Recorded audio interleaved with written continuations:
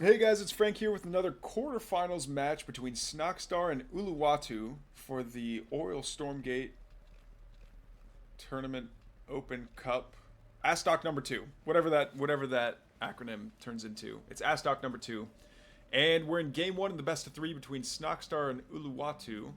And I think they're talking about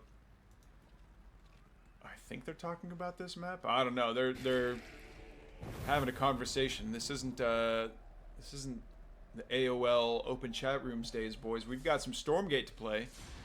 And a little bit of an IvI. And IvI is my favorite mirror matchup, so we'll see. Oh no, empathy!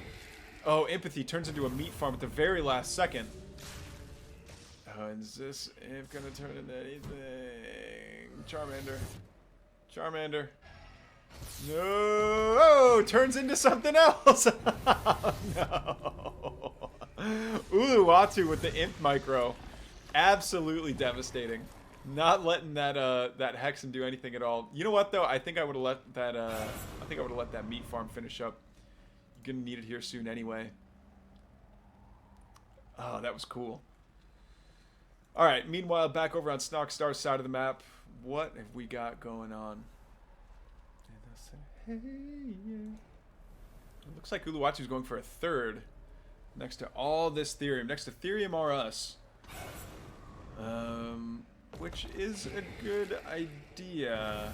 It's a shame that there are there's only one base that has the Luminite Therium combo, and it's the main base that you start off on. So you almost have to take 3 bases just because you'll run out of Therium if you don't. I'd be fine if there was, I don't know, like a Therium patch over here or something like that, but I don't make the maps.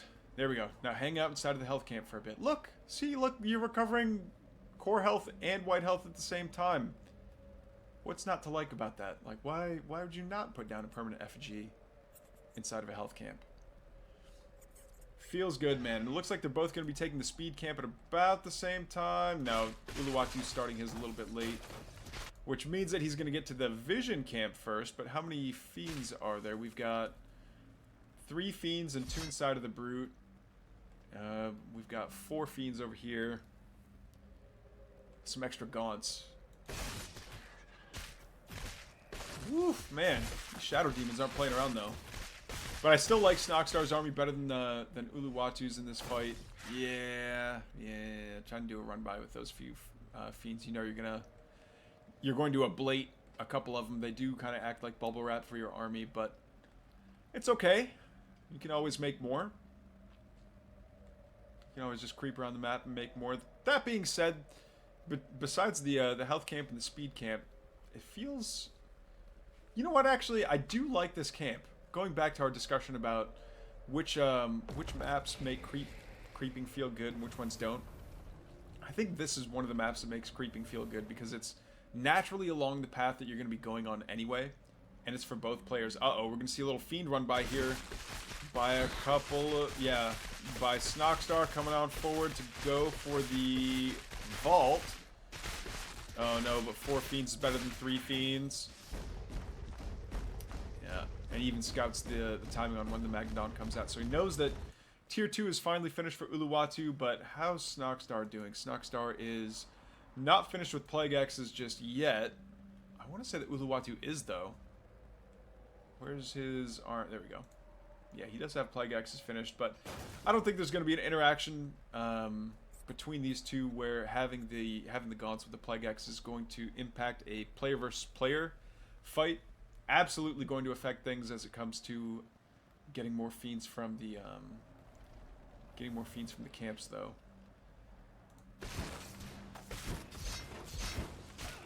And speaking of, here we see those exact Plague X's doing exactly that.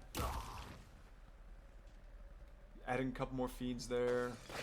Another fiend getting caught by these gaunts. Yeah, I don't think it saw the. I don't think it's going to see the shrine that went down, but it doesn't matter. What does matter though is that Snoxtar has his up and mining a lot earlier, and I like that Hellspawn Resurgence on the mine just to get it going a little bit quicker. He has not been mining off this double Therium this entire time though, so I think I honestly think it's hard to say. I think there's a lot of value in having Ethereum lead so early on, but yeah, Uluwatu is actually hurting for Luminite at this point, so that's one of those things about this map, is that there's no smooth progression from, it's like, all right, well, I have my natural. It's like, okay, you have your natural, but you still need Therium. It's like, okay, I'll make at the double Therium. It's like, all right, great. But now you're mining double Therium worth. You're going to be, your choke point's going to be, not choke point, your bottleneck is going to be Luminite. So he's going to build Luminite. And hopefully that should even everything out. I think that turns everything into a 1v1-to-1 so far, yeah. 1 Luminite, 1 Therium, 1 Luminite, 1 Therium, 1 Luminite, 1 Therium. It's not until you get this one that things get a little unbalanced. But I guess you could even still build another shrine right there and have it evened out. I don't think I've ever seen someone mine or build a shrine right here, though. Anyway, looks like we're on tier 2. We've got a lot of Magmadons out here for Snoxtar. He's got the Chompy upgrade for the Brutes. Chompy upgrade, of course, is actually called Soulforge Ascendance. I knew that. I didn't have to look at the tooltip. And yeah, just a couple of mags. Neither player is really trying to cross that middle ground to go after their opponent. Do they just want to get up to? Are they just trying to macro up to 300, or what's the game plan here? Oh, we've got a little backdoor happening with a Harbinger. I love to see it. Although I like flying past a Twilight Spire with Harbinger is always really scary, just because you never know if that person that's watching is going to pop out a couple of Shadow Flyers and then take out your drop before it even lands.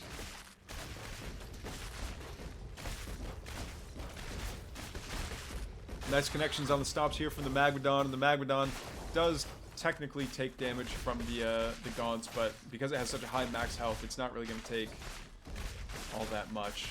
Oh no, these imps need to fight. There we go. Charmander. And Charmander. And wait, Magmadon, what are you doing? You need to keep fighting. There we go. Some of these imps are still infested. Are they gonna die? No, it just barely doesn't. One more drop though. One more drop could do it, and that could cause quite the ruckus back at Uluwatu's main. So many Magmadons, good lord. I think if Snoxtar sees this and starts like just dumping all of his money into Spriggans, he just wins, right? Because there's nothing a Magmadon can do to stop a Spriggan from like just rolling over a base. Ay ay ay. What's going on here though? So many Hellborn. That's another thing. Having Hellborn that can melt through Magmadons as they come on forward would be really good. And I really like this Wraithstone too. In fact, Wraithstones in choke points where you're expecting Magmadons to be, just to slow them down with their stomps, I think would be really, really impactful. So many stomps. Yeah, why not activate every single stomp? Why not?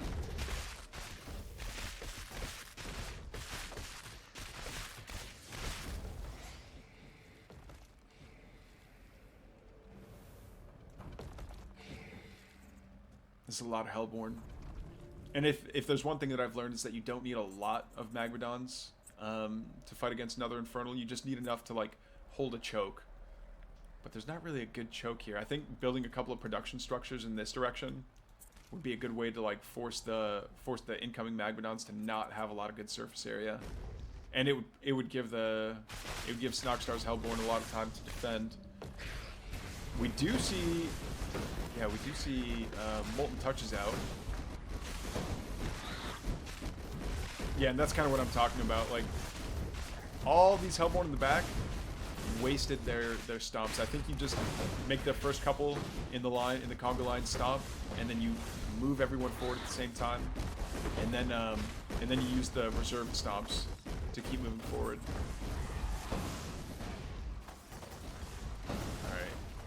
There's just so much happening here. Snoxtar taking out so many of these Hellborn with his so many Magmadons with his Hellborn. They really should have swapped those names around.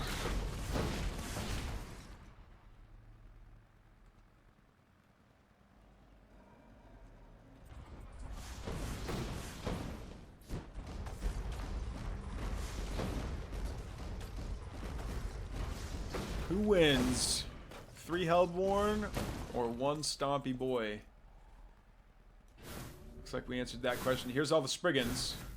Quite low on health too, I might add. Yeah, so it's Uluwatu that's out with the Spriggans, actually. Taking out that shrine, which is a good catch. Gonna be taking out the farms as well, but not if they get set on fire and they get taken out, shot out of the sky. Ay, ay, ay. Spriggans have to fly back and do their creepy little fluttery buzzing noises all the way back to their base. But Snoxtar doesn't want to press the attack, and I'm curious why. I don't think he knows that Uluwatu doesn't have much of an army, and he could probably kill it with what he's got. But I guess Snoxtar wants to go back, spend a bunch of his Therium because he's got so much Therium.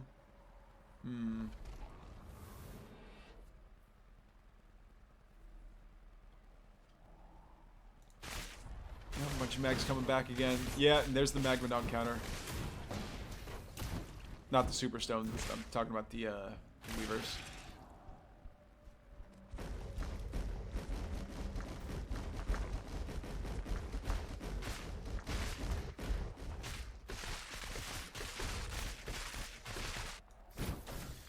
Yeah, these Spriggans just are not going to be enough. And they're going to be taking so much damage on the way out. Oh, that one barely lives. Or does it live? No, it might not. It did go down.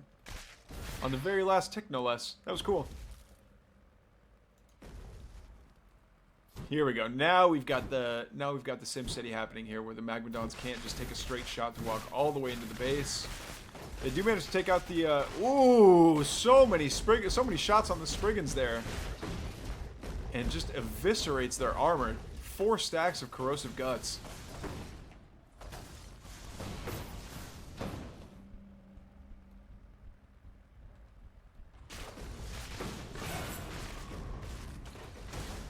Magmadon taking way too many hits here, and I think we're going to see Snoxtar slowly start to snowball his way forward.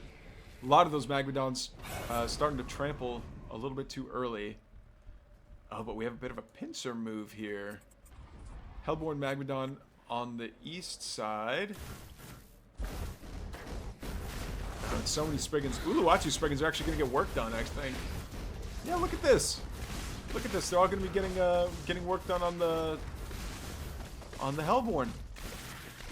Yeah, that Hellborn vanishes. What's over here? Nothing really scary.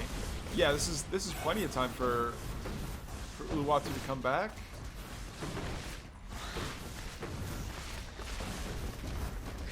There's a lot of Hellborn that are gonna die here.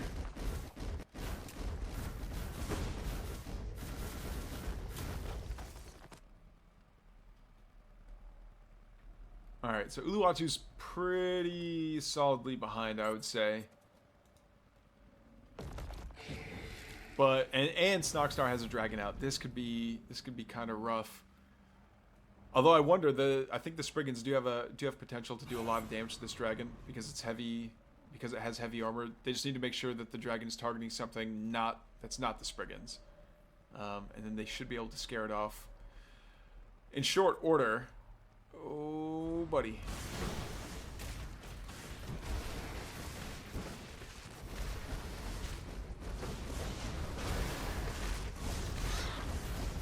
Just like that. Spriggans do take a lot of hits from the Shadow Flyers, though. And are they going to be able to take out the dragon? No, they're not. There's so many Hellborn that are going to be able to focus them down while they're infested. The entire Spriggan flock goes down. Uluwatu is solidly down into the double-digit supply, while Snoxtar is on his way to maxing out completely. Ay, ay, ay.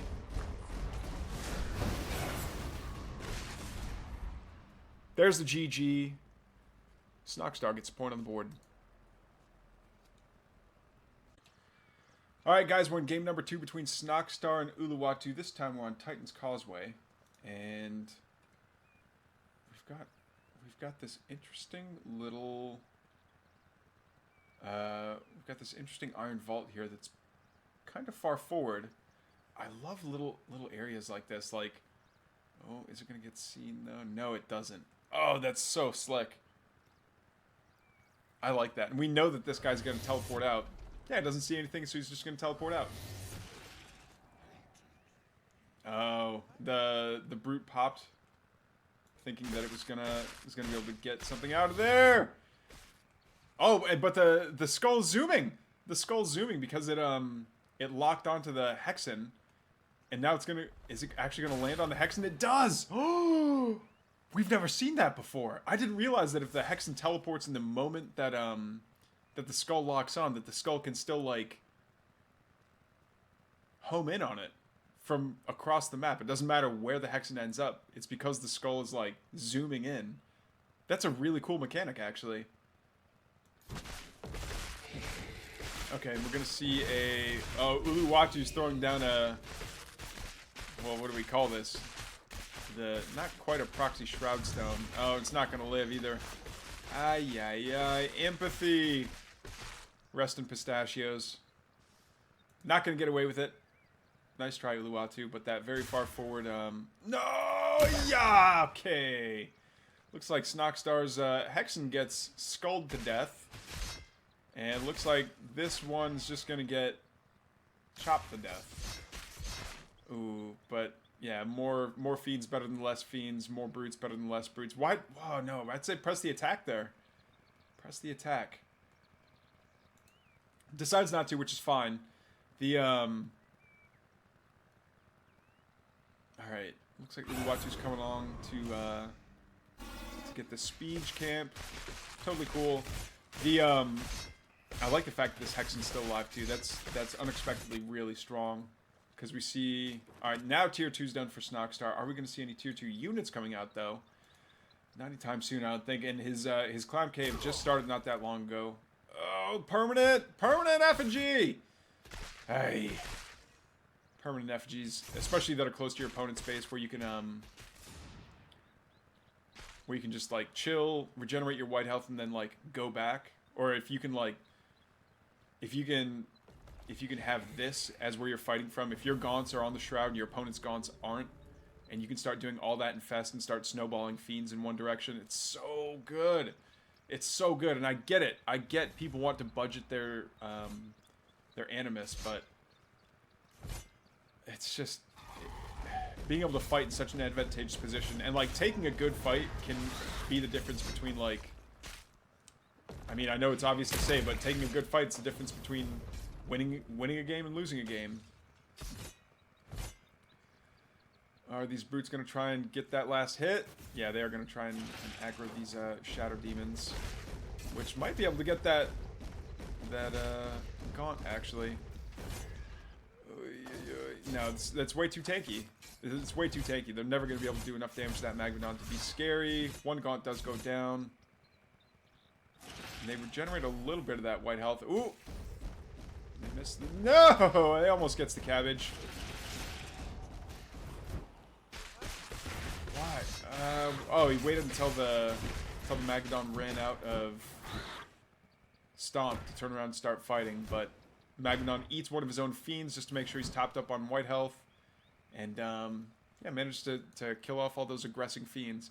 So Uluwatu is technically on 2 base, but we only see 3 workers on the natural here, as opposed to Snoxtar's got 10. He's got 8 mining off of his main Therium. And this is a lot of army that Uluwatu's gonna have to put up with. Do we see tier 2 yet? Tier 2's not even finished yet. He does have the Moron Shrine out though. But does he have enough production? No, we just see that one vault, 2 vaults. There we go. We need a couple of spires is interesting. I don't know how spires are going to help him defend against these Magmadons, because he knows that the mags are out and they're probably on their way.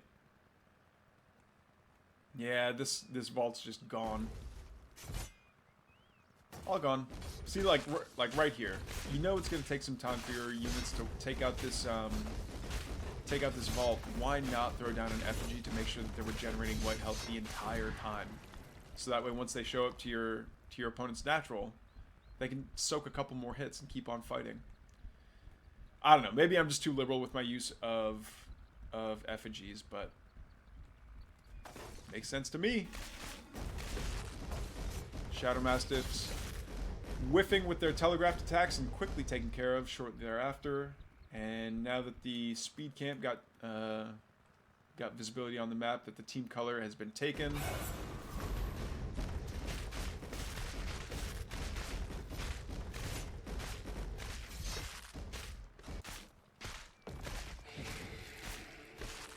A single fiend is attacking something somewhere, but I can't. There it is. There's the fiend. I was gonna say, like, I can hear it squishing stuff, but it's not immediately apparent what it's squishing. Empathy. There we go. All right. Brute, Mag, Weaver. I actually really like the Weaver too, just in case we run into another Magmadon, because the Mag versus Mag interaction does feel very strange. I don't know who. It might have been Zuchi that was talking about it in the Discord, but Magmadons stomping into Magmadons is like, it's kind of like watching goldfish fight, where they just kind of like bump into each other, and like nothing really gets accomplished. That's why the Weaver's here, because if you manage to snag one, oh, you got to be able to do something with it though, instead of just pulling it right in the middle of all your gaunts. Ay, ay, ay. Rinse and Pepsi. Snoxtar's mags are going to come forward though, and they are going to get seen by the Spriggans, which are going to be able to slow it down by a max of 30%. Yeah, 15 stacks of that binding saliva are really going to hurt the move speed. I believe it's move and... yeah, attack, move, and production speed. Nice Superstone going down here for Uluwatu. It's going to be able to get a lot of damage done if the Gaunt stay in range. Oh, nice lash there on that Magmadon. Down it goes. And Snoxtar's going to keep on fighting this this Superstone. Still getting great DPS despite being surrounded by a lot of stuff. All these Spriggans, though, they're taking that bonus damage from the Gaunts, which, granted, isn't all that much. Their specialty is being anti-heavy, and yeah, once the natural went down, that was kind of the end of the game. GG, says Uluwatu. Snoxtar is going to take the series 2-0.